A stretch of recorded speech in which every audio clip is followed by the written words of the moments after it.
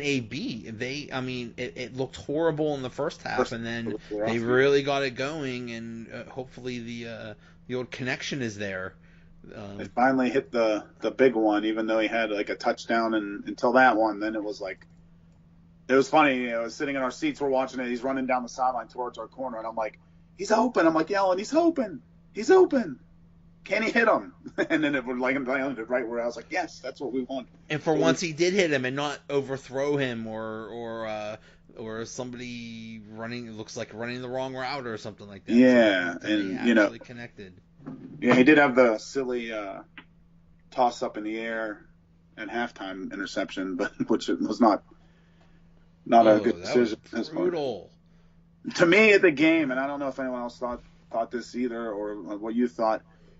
There were two guys running after him, and I think, at least to me, because he was kind of falling backwards when he threw it, he was trying to get it out the back of the end zone. It just didn't make it. But I don't know if that's true. Oh, okay. You know what? Now that I can think about that, that kind of sounds like Because what probably watching happened. it, I'm like, I'm like, all right, good, he threw it away, and I'm like, wait a second, that's not gonna make it out. I No, hope no, he Brown can didn't. Yeah. knock it away or something, and he couldn't.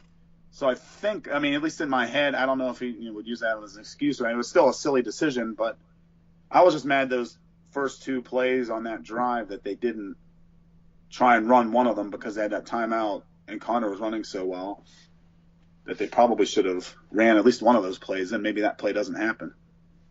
Yeah.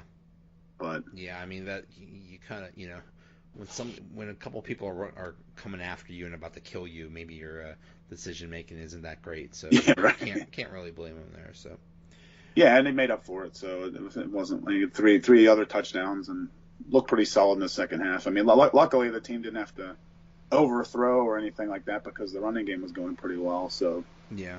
they gave him a little help. Atlanta's done. I mean, being 1-4 is one thing, but just their defense was just so awful. And I mean, Yeah, it's they're all kind of beat. understandable because they're all beat up. They're all they have many injuries, but they just looked really bad.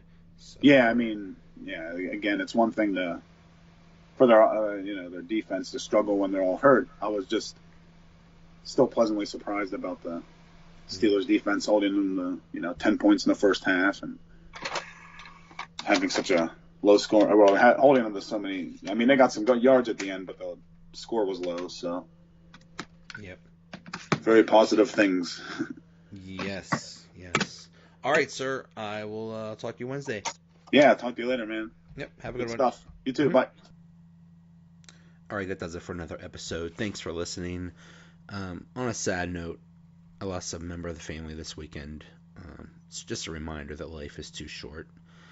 Um, I'm reminded of a couple things that I've heard from people in sports, and one of them was Badger Bob Johnson, who was coach of the Penguins in the 90s. He said, every day is a bonus. And I'm also reminded of Jim Ross, the wrestling announcer. He always said, tomorrow isn't guaranteed. So just a couple reminders. Don't take life for granted. Rest in peace, Carol. See you guys.